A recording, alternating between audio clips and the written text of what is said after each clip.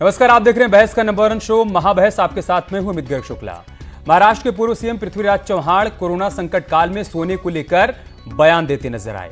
उन्होंने सरकार को सुझाव दिया कि सरकार संकट के समय में सोने का सहारा ले सकती है। मंदिरों में हजारों टन सोना पड़ा है, जिसको सरकार कम ब्याज पर बॉन्ड के माध्यम से उधार लेकर देश को संकट से निकालने का काम कर सकती है।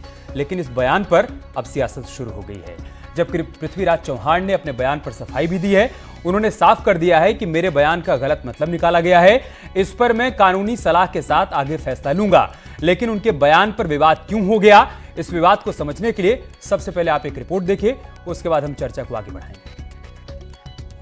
संस्था के पास जो सोना पड़ा हुआ है उसे बैंकों में जमा करने की अपील, जो कि कर्ज रूप में 1-2% ब्याज देकर सोना इकट्ठे किए जाए, इस तरह की सूचना मैंने कल की थी। लेकिन पृथ्वीराज चव्हाण का यही वो बयान है जिस पर अब सियासत गर्मा गई है। पृथ्वीराज चव्हाण ने बीजेपी सरकार से कोरोना संकट से निपटने के लिए मंदिरों से सोना लेने की मांग की थी, लेकिन बीजेपी उनके बयान पर अब कांग्रेस पर हमलावर हो गई है। बीजेपी नेता किरीट सोमैया ने कहा है कि इस मुद्दे पर कांग्रेस को अपना रुख साफ करना चाहिए। काँग्रेस नेता पृथ्वीराज चव्हाणांनी मागणी केली आहे की मंदिराचं सोनं सरकारने घ्यावं। मला पृथ्वीराज चव्हाणांना एक स्पष्टता करण्यासाठी विनंती करायची आहे। हे सोनिया गांधीने आपल्याला सांगितलंय मागणी करण्यासाठी? काँग्रेसचं हे अभिमत आहे का? कांग्रेस शासित राज्य आणि मुख्यमंत्र्यांची ही मागणी आहे। सिर्फ बीजेपी ही कांग्रेस के इस रुख से नाराज नहीं है, बल्कि विश्व हिंदू परिषद के प्रवक्ता विजय शंकर तिवारी ने भी पृथ्वीराज चव्हाण पर निशाना साधा है। महाराष्ट्र के पूर्व सीएम ने कहा है कि मंदिरों का जो सोना है वो सरकार ने ले लेना चाहिए, जब्त कर लेना चाहिए। ये कोई छोटी बात नहीं है। इन्होंने पूरी की पूरी हिंदू विरासत को, हिंदू परंपरा को गाली दी है। इन्हें समझ में नहीं आ रहा है कि क्या कह रहे हैं, लेकिन देश की जनता इनकी मानसिकता समझती है कि जिस प्रकार से रेड्डी ने किया है, मंदिरों का पैसा वहां पर मौलवी और चर्च के पादरियों को वेतन देने का काम वो कर रहे हैं, इसी मानसिकता में कांग्रेस जी रही है। वहीं अपने बयान पर बढ़ते बवाल को देखकर पृथ्वीराज चव्हाण ने सफाई दी है। उन्होंने कहा है कि मुझे गलत तरीके से पेश किया गया, जैसे मैंने किसी विशेष समुदाय को टारगेट किया हो। कोरोना महामारी के चलते देश में जो आर्थिक संकट पैदा हुआ है, उसके चलते देश के विविध व्यक्तियों के पास और धार्मिक संस्था के पास जो सोना पड़ा हुआ है उसे बैंकों में जमा करने की अपील, जो कि कर्ज रूप में 1-2% ब्याज देकर सोना इकट्ठे किए जाए, इस तरह की सूचना मैंने कल की थी। लेकिन कुछ समाज विरोधी तत्वों ने मेरी सूचना को तोड़ मरोड़ कर एक महजबी दरार पैदा करने की कोशिश की है। बात कुछ भी हो, लेकिन देश में मंदिर के साथ वक्फ बोर्ड के पास भी अरबों की संपत्ति है, चर्चों में भी अकूत दौलत समाहित है। तो फिर कांग्रेस को सिर्फ मंदिर की संपत्ति क्यों दिखाई दे रही है? ऐसे में न्यूज़ 18 सवाल पूछ रहा है, मंदिर का खजाना कांग्रेस की सियासत। कांग्रेस को सिर्फ मंदिर का पैसा दिखता है, वक्फ और चर्च की संपत्ति पर चुप्पी क्यों? मंदिर की संपत्ति पर जलती सियासत की बत्ती। Bureau report, news 18। और इस मुद्दे पर चर्चा करने के लिए हमारे साथ खास मेहमान भी जुड़ चुके हैं, उनका भी हम आपसे परिचय करवा देते हैं। फादर दिनेश दास हमारे साथ जुड़ चुके हैं, आप ईसाई धर्मगुरु हैं। ऋषि मिश्रा हमारे साथ जुड़ चुके हैं, आप राजनीतिक विश्लेषक हैं।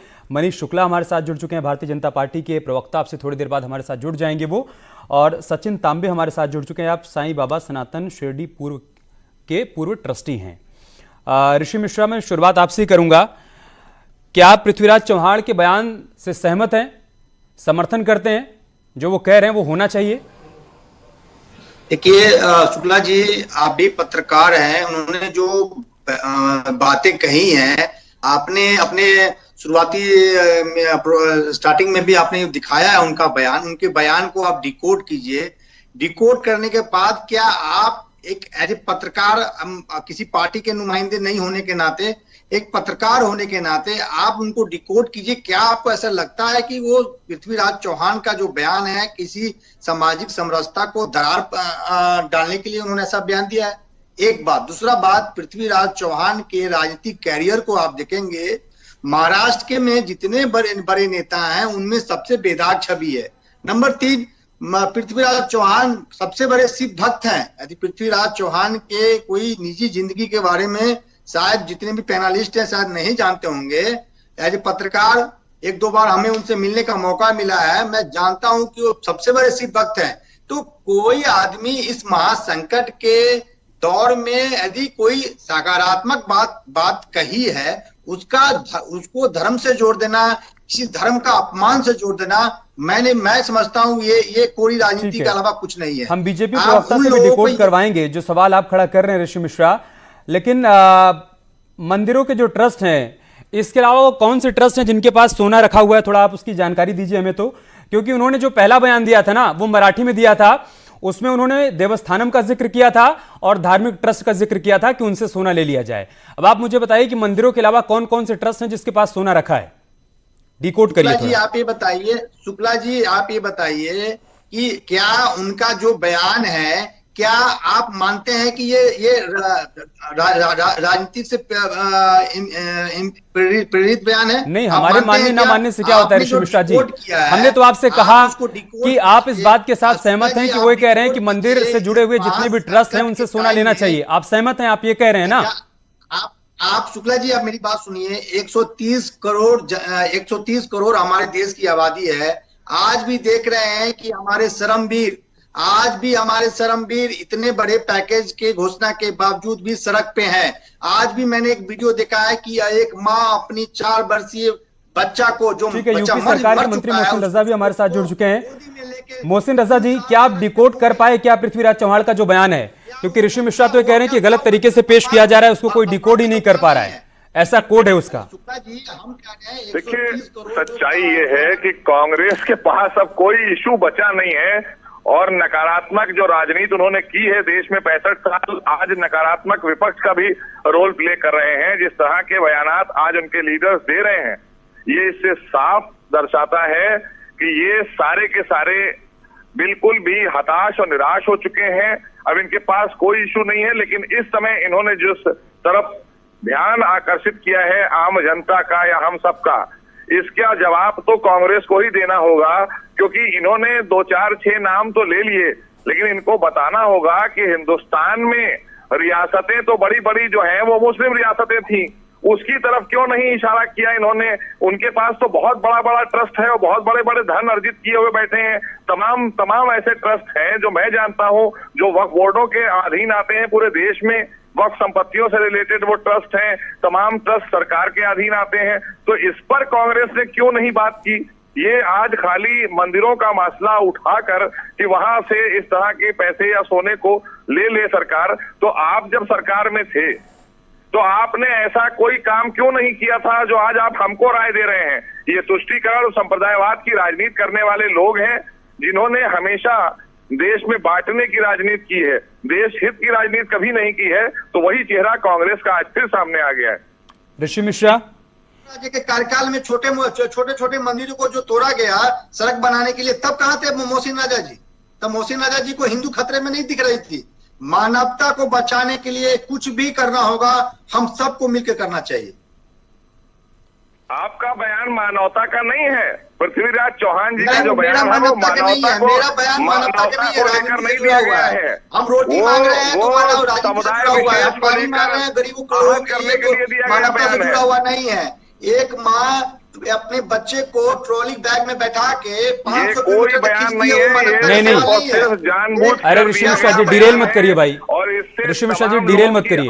सवाल ये है ना, जो मोहसिन रजा भी सवाल उठा रहे हैं कि आपने सिर्फ जो मंदिर ट्रस्ट हैं उन्हीं के बारे में जिक्र क्यों किया भाई? काउंटर में वक्फ बोर्ड के पास इतनी प्रॉपर्टी है, तमाम चर्च है उनके पास इतनी प्रॉपर्टी है, उसका भी तो जिक्र कर सकते थे ना। फिर आप कहते हैं कि बाकी लोग तुष्टीकरण की राजनीति करते हैं। गजब की बात कर रहे हैं। गजब की बात कर रहे हैं। काउंटर क्वेश्चन तो बनता है, जब जयपुर में मंदिर तोड़ा जा रहा था तब ये कहाँ थे मोहसिन राजा?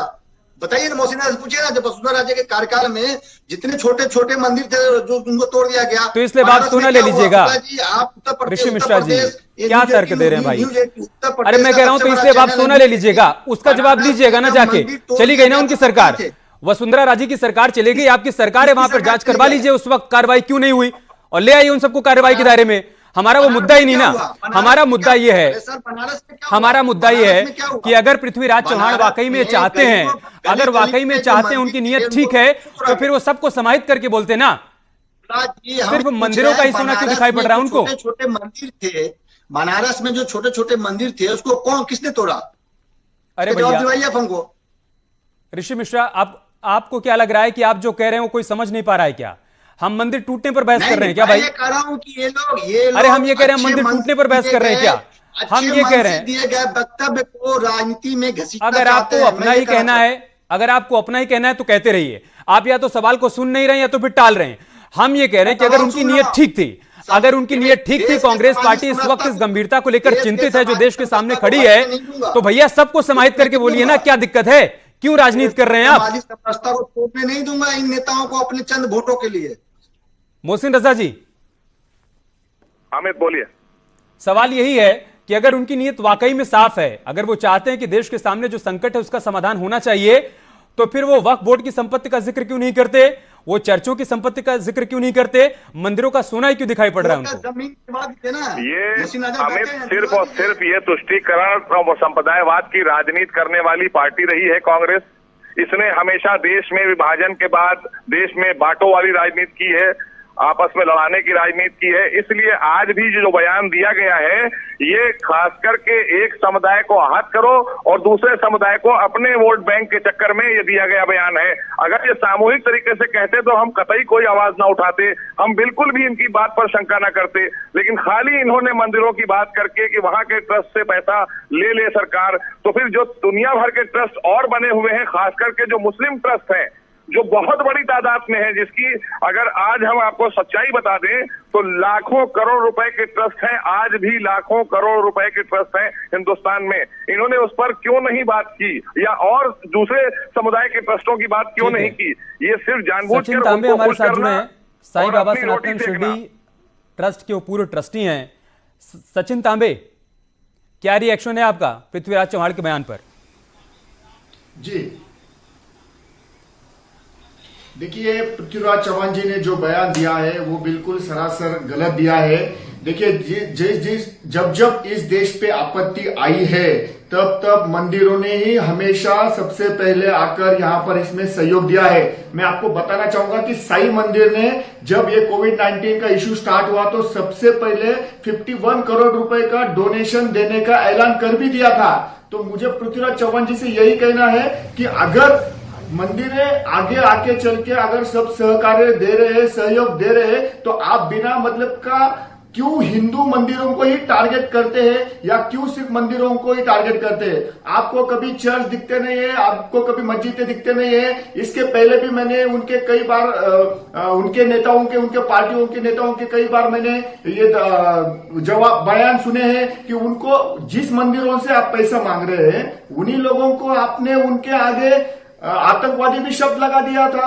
तो मुझे मेरा ये कहना है कि जब इस देश पे आपत्ति आती है तब सब मंदिरें आगे आके यहाँ पर सबको मदद करते हैं। ये जो बयान वो दे रहे हैं बिना मतलब राजनीति से प्रेरित होकर यहाँ पर ये राजनीति करने के लिए लोगों में, समाज में यहाँ पर बंटवारा करने के लिए ये बयान जवाब लेते हैं ऋषि मिश्रा से, उसके बाद मैं मोहसिन रजा जी के पास जाऊंगा। ऋषि मिश्रा, सब प्रकार की क्यों सियासत कर रहे हैं भाई? वो कह रहे हैं कि जब जरूरत पड़ी है मंदिर आगे आते हैं, वो अपना योगदान देते हैं, वो समाज की सेवा करते हैं। मैं हाथ जोड़ रहा हूं शुक्ला जी, मैं एक पत्रकार हूं, मैं हाथ जोड़ता हूं इन तथाकथित जो बैठे लोग हैं। प्लीज महासंकट के दौर में हाथ जोड़ता हूं, 10 जूता आप मुझे मार लीजिएगा बाद में। महासंकट के समय आप राजनीति ना करें, सामाजिक समरसता को ना प्रहार करें, दरकार ना करें, ना तोड़े। देश की एकता अखंडता बहुत बड़ी आप एक राजनीतिक विश्लेषक हैं, आप बताइए राजनीति वो कर रहे हैं क्या? वो तो यही कह रहे हैं ना कि राजनीति क्यों कर रहे हैं आप, हमें क्यों घसीट रहे हैं? हम तो मुश्किल की घड़ी में आगे आते ही हैं, हम तो समाज की सेवा करते ही हैं। वो यही बात तो कह रहे हैं ना ऋषि तो अच्छी मिश्रा। बात है ना, अच्छी बात है। यदि मंदिर ट्रस्ट, मंदिर, बिल्कुल बात सही है कि शुक्ला जी, जब जब देश में महासंकट का समय आया है, मंदिर ट्रस्ट समाज के साथ, देश के साथ खड़ा रही है, ये अच्छी बात है। लेकिन उन्होंने भी जो बयान दिया है गलत बयान नहीं है। महासंकट के समय में हम अपने देशवासियों के साथ खड़ा होने के लिए, आर्थिक उपार्जन करने के लिए या अपने लोगों को संकट से उबारने के लिए वो अपील कर रहे हैं, तो कौन सा गुनाह कर रहे क्या हैं? वाकई में अच्छी मंशा के साथ दिया गया बयान है? किसी प्रकार की कोई राजनीति उसमें नहीं छिपी है? आपको भी ऐसे ही लग रहा है?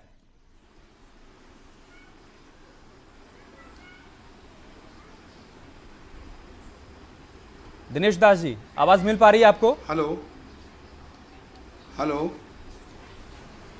हाँ, मेरी आवाज आ रही बताइए, है मुझे। बताइए। अमित जी, हेलो जी, हाँ, मैं ये बोल रहा हूँ। दिनेश जी से सवाल था, मैं आऊंगा आपके पास। सईद अली जी, आऊंगा आपके पास। और दिनेश जी अपनी बात परेशानी पूरी का करिए। महासंकट का समय। जी हाँ, बड़ा महासंकट का समय है और हमारा दुर्भाग्य है कि हमारी राजनीतिक पार्टियां इस महासंकट के समय में राजनीति कर रही हैं। ये राजनीति करने का समय नहीं है, एक दूसरे के साथ खड़े होने का समय है। और जब मैं पीछे की तरफ देखता हूं, उत्तराखंड में एक प्रलय आई और उस प्रलय में बहुत नुकसान हुआ जान माल का। उससे पहले कच्छ में भूकंप आया और वहां पर सब कुछ तहस नहस हो गया, जिसका जिक्र हमारे माननीय प्रधानमंत्री जी ने भी किया।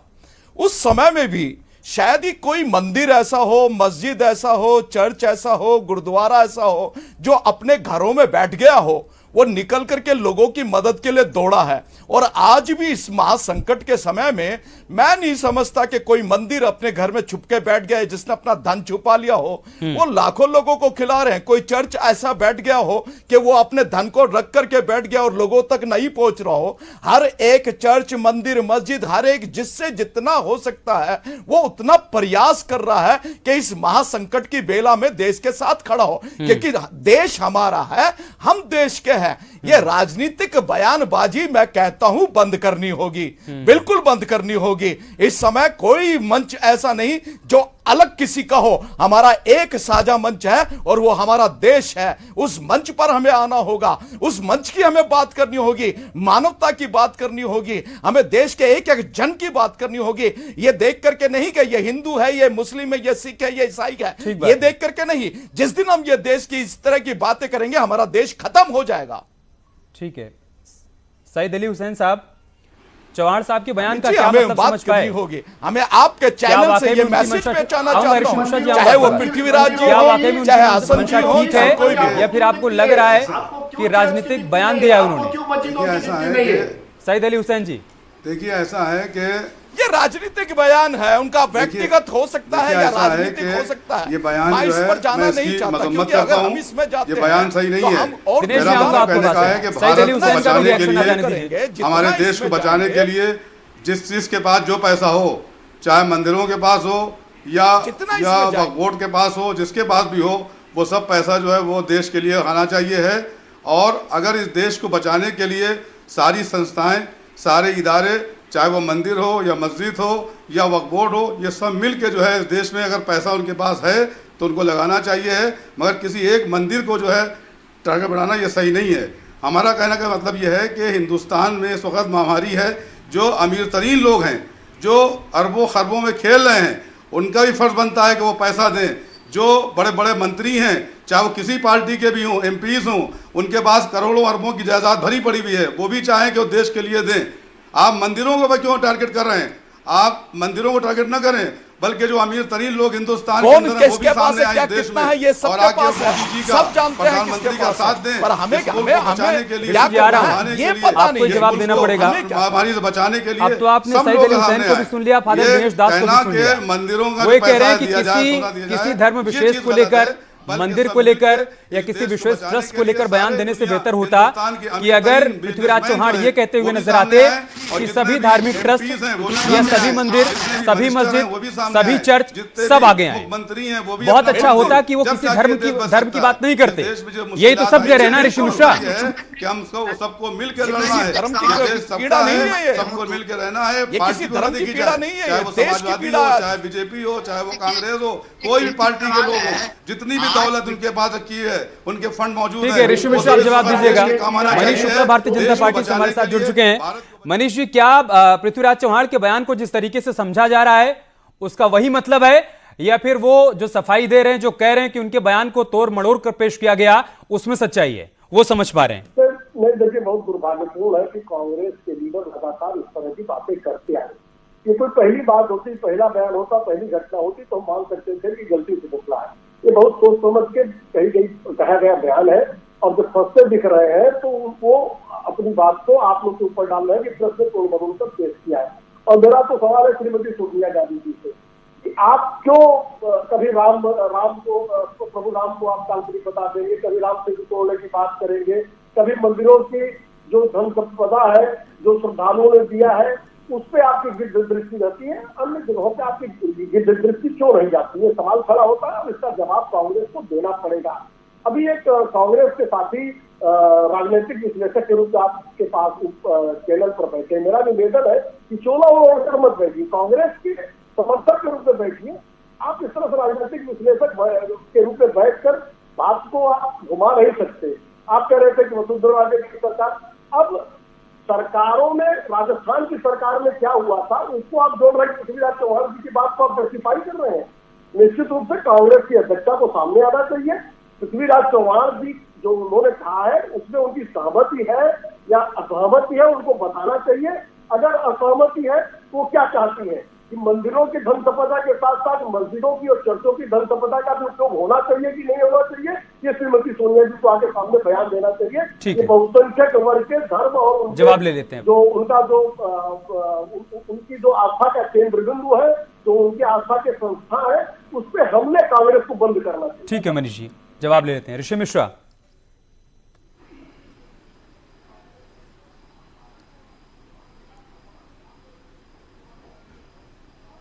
हेलो ऋषि मिश्रा जी, आवाज मिल पा रही है?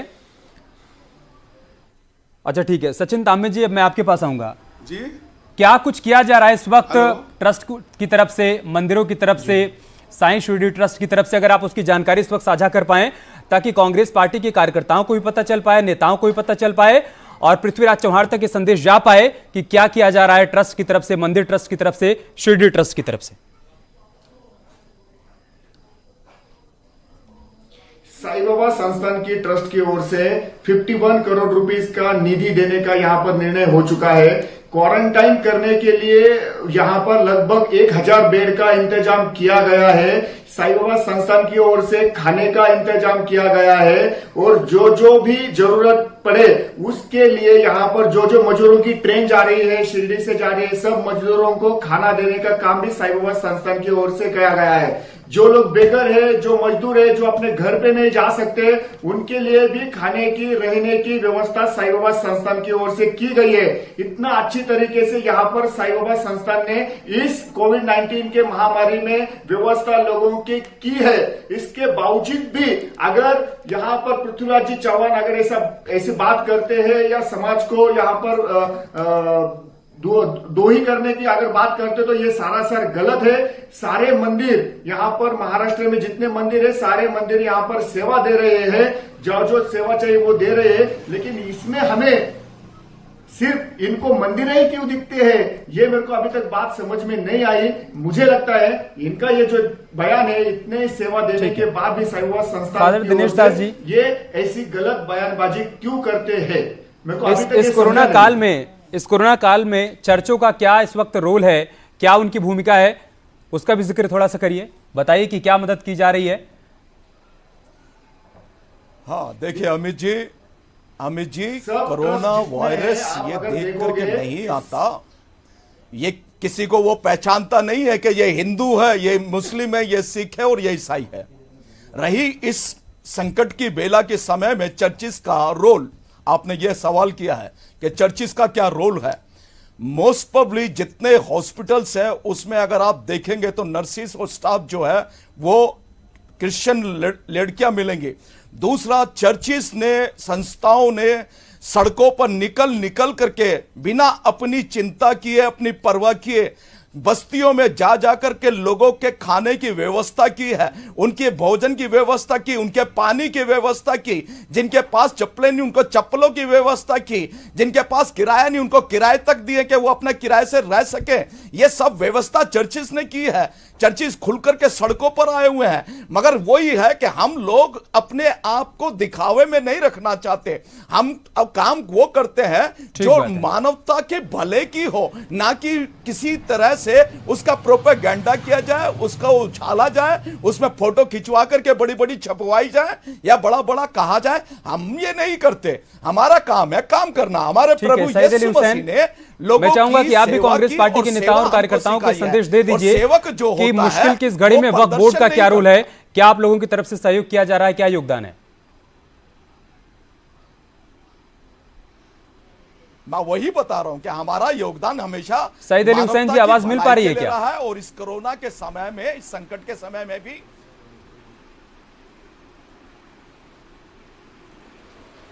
अगर आपको आवाज मिल पा रही हो सईद जी, तो सवाल ये है कि जितने भी बोर्ड हैं, वक्फ बोर्ड, उनका इस वक्त क्या रोल है? आप लोग इस कोरोना काल में क्या कुछ मदद कर रहे हैं? देखिए ऐसा है कि अभी तक जो औकाफ के जो मंत्री जी बैठे हुए हैं औकाफ के, इनसे आप सवाल कीजिए कि आपने औकाफ से क्या पैसा दिया है सरकार को। इतने हिंदुस्तान के अंदर औकाफ हैं, मुख्तार अब्बास नकवी बताएं, हमारे साथ नहीं है, मोहसिन रजा साहब बताएं कि आप लोगों ने आगे बढ़ चढ़कर क्या मदद की, अगर आप उसकी जानकारी दे पाए तो ठीक है। सवाल इनसे करना चाहिए। इतने बड़े बड़े औकाफ के मालिक बने बैठे हुए हैं। अच्छा ठीक है। मनीष शुक्ला जी, खरबों का औकाफ हिंदुस्तान। मनीष शुक्ला जी, आपकी जानकारी में ऐसा है क्या कि कांग्रेस पार्टी की सरकार रहते हुए कभी ऐसा हुआ हो कि जब देश के ऊपर मुश्किल आई हो तो मंदिरों से सोना लिया गया हो, किसी धार्मिक ट्रस्ट से सोना लिया गया हो, उनका पैसा ले लिया गया हो, ऐसा हुआ है क्या कभी? देखिए, अब की बात, सवाल ये नहीं है कि कब लिया गया कि कब नहीं लिया गया, लेकिन कांग्रेस की जो सदा से एक नीति रही है कि देश को धर्म और जातियों में बांटा जाए। आज जब वैश्विक महामारी से पूरा देश और विश्व लड़ रहा है, ऐसे समय में आम हिंदुस्तानी कंधे से कंधा मिलाकर साथ खड़ा हुआ है। तमाम मंदिर और ट्रस्टों ने इस कोरोना की महामारी में अपना योगदान दिया है। जो जिस लायक योगदान दे रहा है तो उसको मानना चाहिए, उसने योगदान दिया है, लेकिन उसको धर्म के चश्मे से देखकर कांग्रेस ने बहुत बड़ी भूल की है और कोरोना काल में भी अपनी राजनीति चमकाने का जो प्रयास किया है सर्वथा निंदा के योग्य है। श्रीमती सोनिया जी को सामने आना चाहिए कि आखिर जब सभी नागरिक, सभी जाति धर्म वर्ग के नागरिक आज कंधे से कंधा मिलाकर सरकार के निर्देशों का पालन कर रहे हैं, जो लोग पीड़ित हैं उनकी मदद कर रहे हैं, सामने आ रहे हैं, लोग तो फिर धर्म और जात के चश्मे से नहीं देखना चाहिए। ठीक है, बहुत शुक्रिया आप सभी का हमारे साथ जुड़ने के लिए, महाबहस का हिस्सा बनने के लिए। खबरें जारी हैं, तेज रफ्तार खबरों के लिए चलते हैं।